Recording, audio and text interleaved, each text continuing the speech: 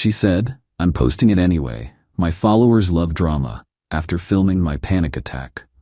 I said, go viral. What happened when sponsors called me instead left her offline and alone. I, 27, was having lunch with my girlfriend Chloe, 25, when everything unraveled. We'd been together 2 years, living together for 6 months. The restaurant was crowded, too crowded. Felt the familiar tightness in my chest starting. Tried to breathe through it. Chloe? Not looking up from her phone. Babe, sit up straighter, you're slouching in my shot. She was filming another day in the life story. Always filming. 47K followers on Instagram, 30K on TikTok. Called herself a lifestyle micro-influencer. Chloe, I need to step outside. After I finish this story, the lighting is perfect. Chest got tighter, hands starting to shake, vision tunneling. Can't breathe. That's when it hit. Full panic attack. Haven't had one in public in years. Usually manage them better, but the crowd, the noise, her camera in my face, shaking, sweating, convinced I was dying. Classic symptoms. Needed to get out, get air, get quiet. Chloe's reaction? She flipped her camera around, whispering to her phone, oh my God, guys, Adrian's having some kind of episode. This is crazy. Me through the panic. Don't film this. Still recording. He gets like this sometimes. Super dramatic. Stay tuned. Managed to stumble outside. She followed, camera still rolling. Collapsed on a bench trying to remember my breathing exercises. 4-7-8. In for 4, hold for 7, out for 8. Zooming in. Look at him shaking. Is this not insane content? Me, Chloe, please, stop. Babe, your vulnerability is so raw. My followers will eat this up. Finally got my breathing under control after 10 minutes. She filmed the whole thing. Even did a little outro about supporting partners through mental health struggles while I sat there exhausted and humiliated. In the car, me, delete that footage. What? No way. This is gold. I'm serious. That was private, medical. You can't post that. It's authentic, real. That's what people want. What I want is privacy during a medical episode. Rolling her eyes. You're being dramatic. It's just anxiety. Just anxiety? I thought I was dying. Exactly. That raw emotion, that's what gets engagement. I don't want to be your engagement. Our rent is $1,800. My sponsorships pay half. You want me to stop creating content? I want you to not exploit my panic attacks. Exploit? I'm raising awareness. By filming me without consent during a medical emergency? Oh my God, you're so sensitive. Fine, I won't post it. Thought that was the end. It wasn't. 2 hours later, scrolling through my phone. There it was, on her TikTok, when your BF has a panic attack. Already had 50K views. The caption, mental health is so important. Watch how I support my BF through his anxiety. Mental health awareness, couple goals, real life. Comments pouring in. Poor guy. Why are you filming this? Girl, this ain't it. Imagine exploiting your BF's panic attack for views. Called her immediately. Me? You posted it. Chloe, the response is incredible. We're trending. Take it down, now. Are you insane? It has 100K views already. The algorithm is pushing it. I explicitly told you not to post it. And I decided it was too important not to share. My followers love drama. This is real, raw drama. This is my mental health. Which is why it's so powerful. Look, Safe Space app already commented asking about a partnership. Delete it or I walk. Laughing. You won't leave. Where would you go? Besides, I'm doing you a favor. Mental health advocacy is huge right now. Filming someone's medical emergency without consent isn't advocacy. God, you're exhausting. Fine, be mad. But I'm not deleting viral content. My followers would riot. Go viral then. What? You heard me. Go viral. See how that works out. Hung up. She thought I was bluffing. I wasn't. Update 1. The counter move. Spent that night at my buddy Jerome's place. Chloe blew up my phone. Where are you? This is childish. Video at 500K views. 2 brands reached out. Stop being a baby. Didn't respond. Instead, I made my own video. Sat in Jerome's living room. No fancy lighting, no filters, just me talking to my phone. Hey.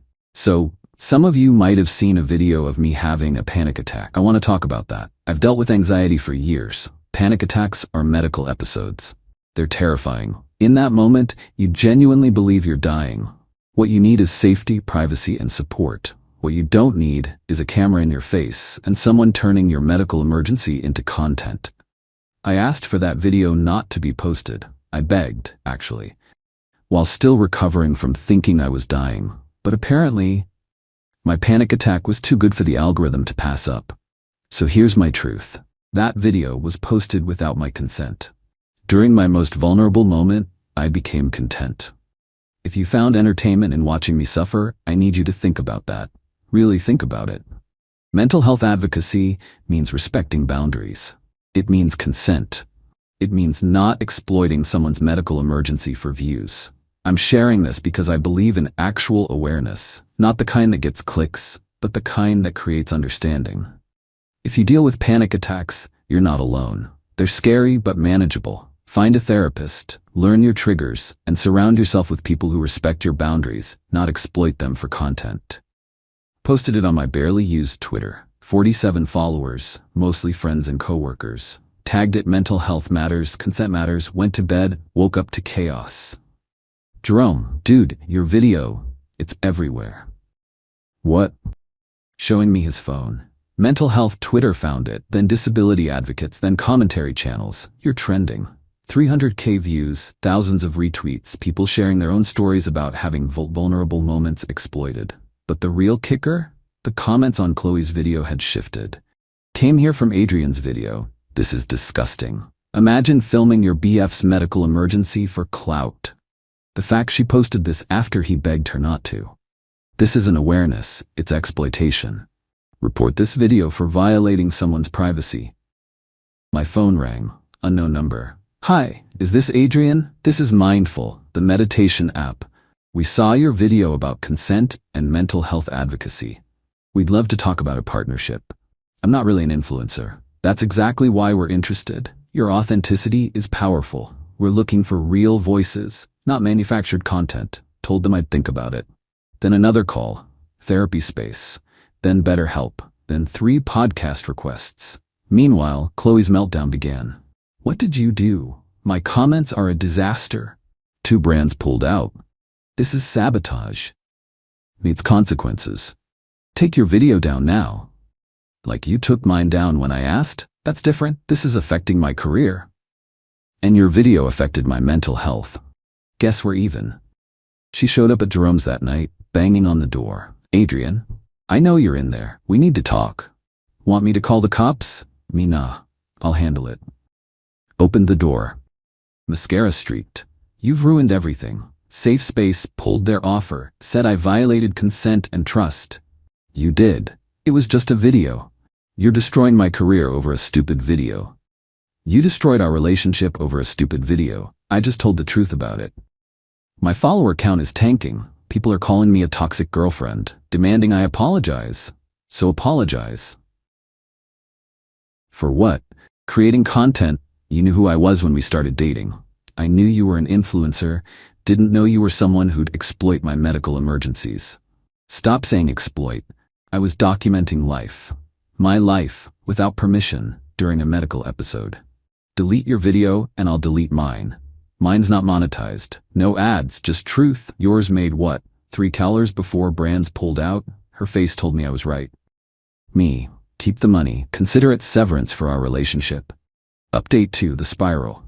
The next week was a masterclass in entitlement and desperation.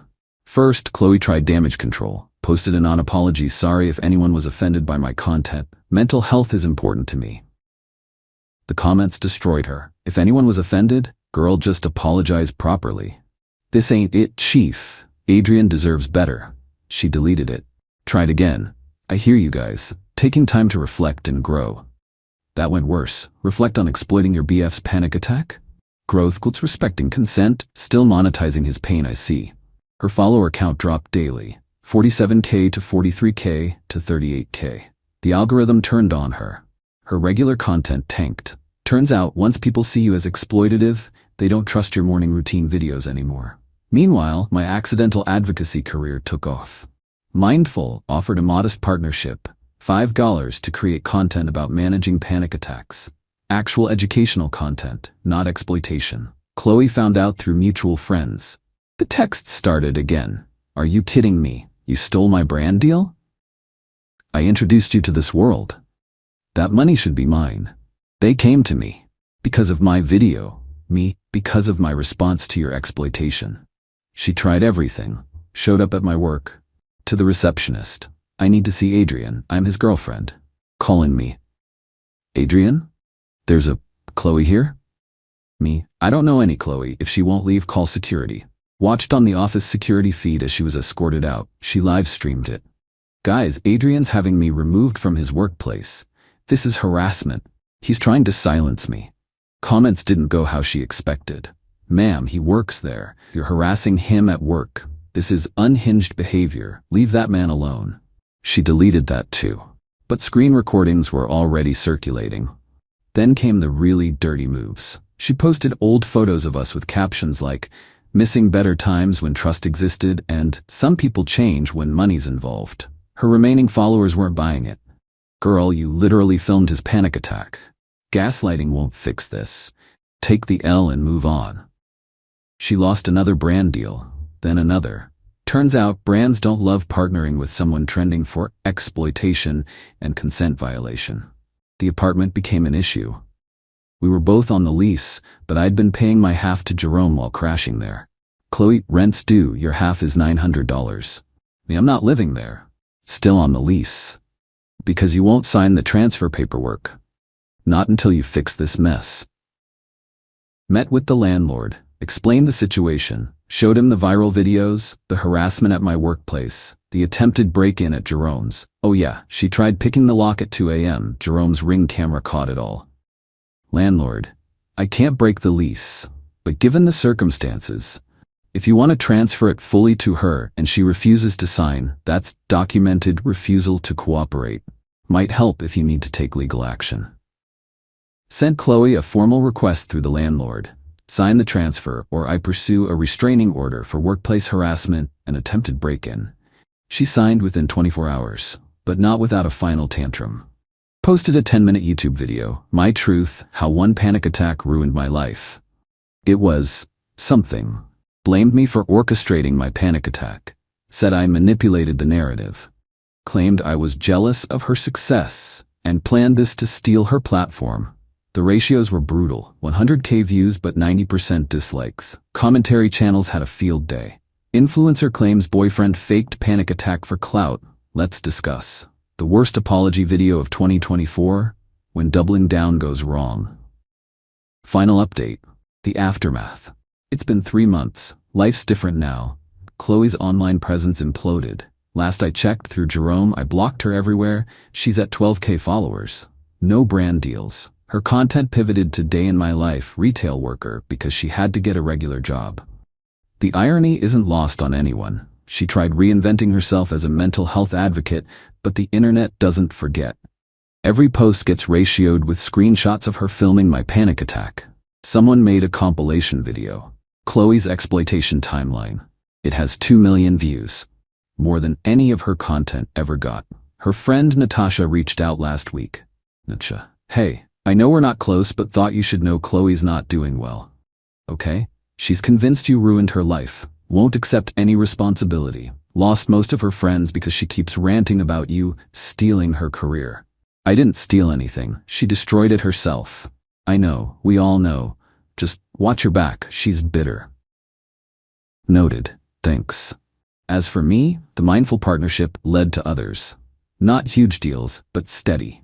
Enough that I started a small side business creating actual mental health content, educational stuff, coping strategies, never filming anyone's vulnerable moments. The best part?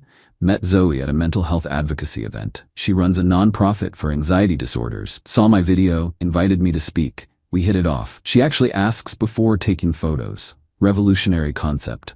Last week, got a DM from a number I didn't recognize. Chloe's mom. Adrian, I'm sorry about everything. I saw the videos, all of them. What she did was wrong. I raised her better than that. She won't listen to anyone, keeps blaming you. Just wanted you to know not everyone in her life agrees with her. Take care of yourself. Didn't respond, but appreciated it. The ultimate irony? Chloe was right about one thing. Her followers did love drama. They just didn't love her being the villain in it. She wanted to go viral exploiting my worst moment. She did go viral. Just not how she planned. She's offline and alone now. Not because I destroyed her career, but because she showed 47,000 people exactly who she was. And they believed her. I still have panic attacks, still work through them. But now I'm surrounded by people who offer support, not cameras. Who see my anxiety as something to help with, not content to monetize. Chloe wanted drama.